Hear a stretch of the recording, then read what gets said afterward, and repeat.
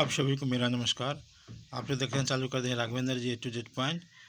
आप लोग को इस चैनल पर बहुत बहुत स्वागत है।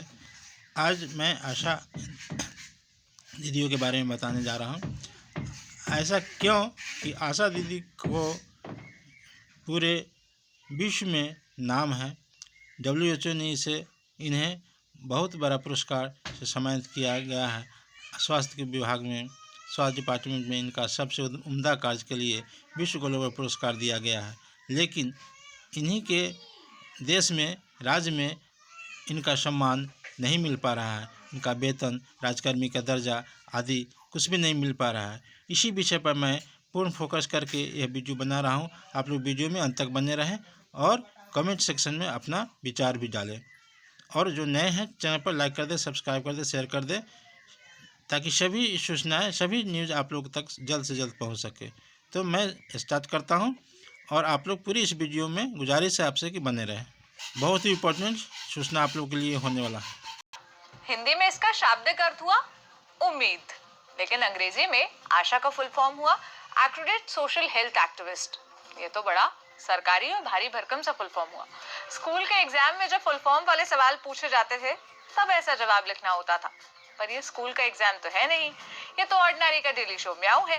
तो आज के एपिसोड में हम आसान भाषा में समझेंगे कि आशा वर्कर्स कौन है, उनका काम क्या होता है, WHO ने उन्हें कौन सा सम्मान दिया, और ये भी समझेंगे कि क्या सम्मान और तालियों के शोर में आशा वर्कर्स की मांग और समस्या की आवाज कहीं दब तो नहीं रही। कुनल और आप देख रहे हैं ऑर्डिनरी की स्पेशल सीरीज म्याऊ।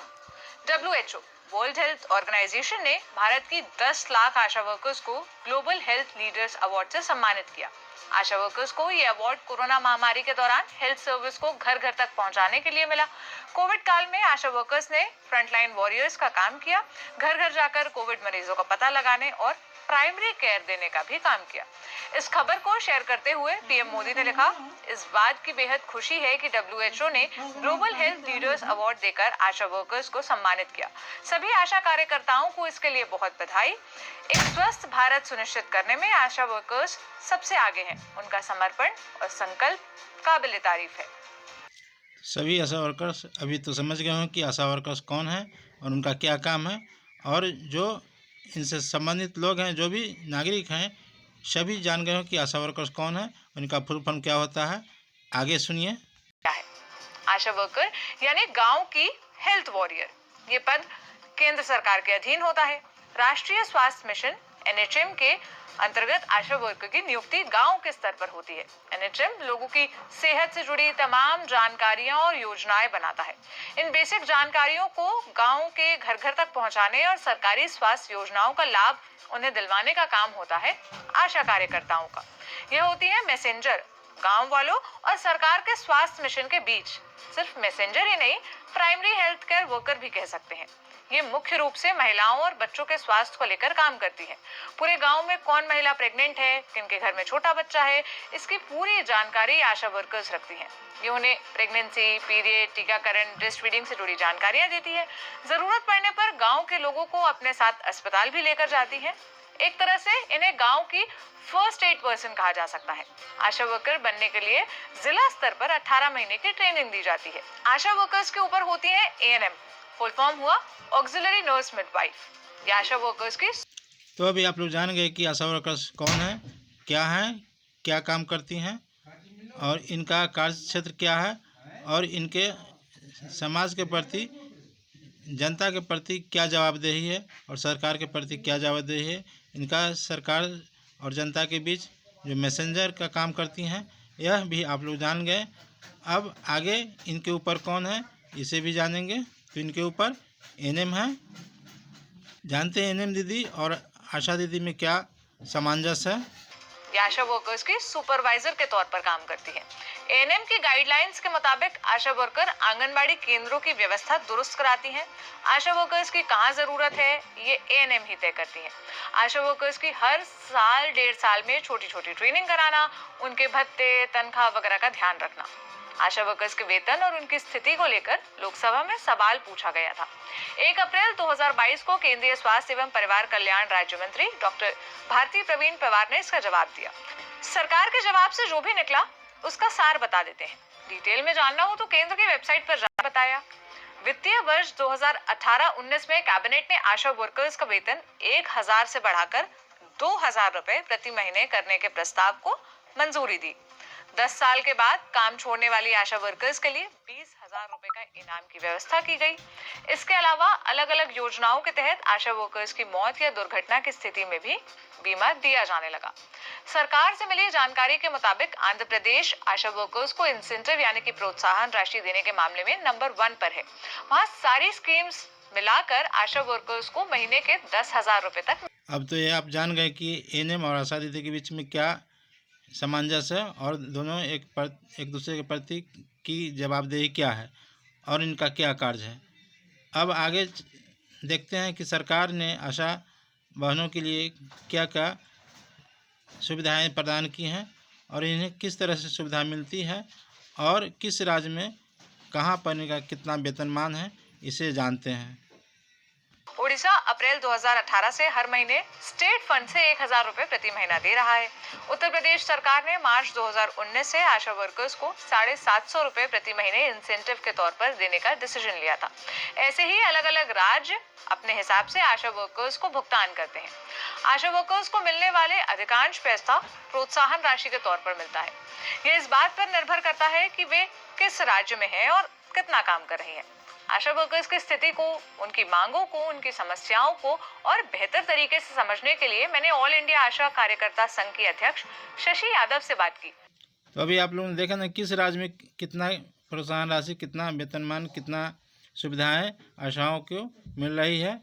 अब आगे चलते हैं कि आशा की जो स्थिति है इस पर पूरे ऑल इंडिया में जो आशा अध्यक्ष हैं शशि यादव जी, उनका क्या राय है, उन्होंने क्या अपना राय व्यक्त किए हैं, उसके बारे में जान लेते हैं। तो चलिए आगे देखते हैं। आशा वर्कर एक तरह से वो बंधुआ मजदूर है। सरकार उनको मजदूर भी नहीं मानती है और ना ही मतलब उसको श्रमिक ना ही श्रमिक मानती और ना ही कर्मचारी मानती है सरकार। तो आप उनको मतलब कोई मानदेय तक नहीं है, क्योंकि आज के समय में वेतन मिलता है और वेतन की बात आप छोड़ दीजिए, मानदेय तक आशा को नहीं मिलता है। आशा पीस रेटेड वर्कर है, मतलब उनको एक काम के लिए वो जैसे बंध्याकरण करेंगे तो उसका पैसा मिलेगा, डिलीवरी कराएंगे तो उसका पैसा मिलेगा, टीकाकरण कराएंगे तो उसका पैसा मिलेगा। इस तरह से पीस रेटेड है। और आपको जान के आश्चर्य होगा कि पूरे कोरोना में जिसमें कि कई सैकड़ों आशाएं अपनी जान गंवा दी कोरोना में काम करते हुए, मगर आशा कार्यकर्ता को कोरोना वर्क के लिए अलग से अभी तक कुछ भी पैसा नहीं मिला। जबकि कोरोना के समय में उनका जो रेगुलर वर्क होता था वो भी पूरा डिस्टर्ब था, अस्पताल भी बंद थे, मगर जो ये वर्क की कोरोना में इसका पैसा भी सरकार ने अभी तक नहीं दिया है। तो आप समझ सकते हैं कि इनकी माली हालत क्या हो सकती है।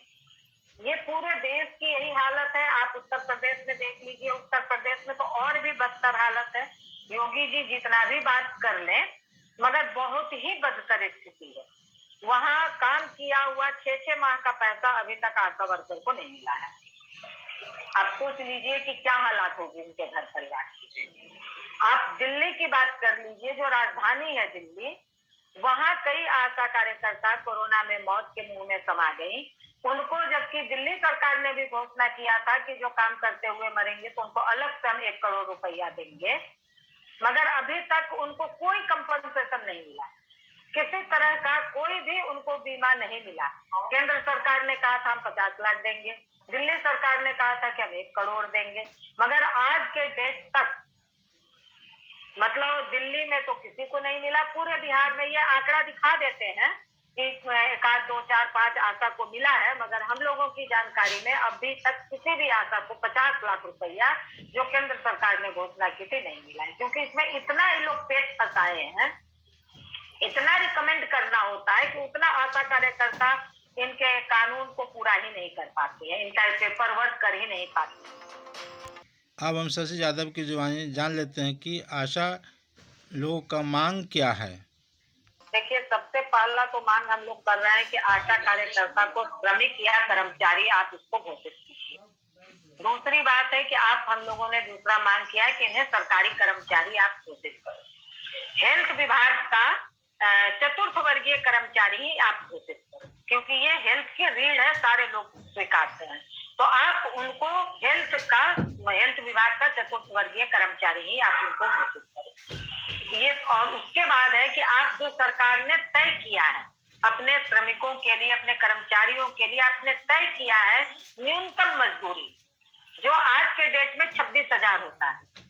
उनका अगर पूरा आप जोड़ लेंगे तो 26,000 पर मंथ होता है। तो हम 26,000 अभी नहीं मांग कर रहे हैं।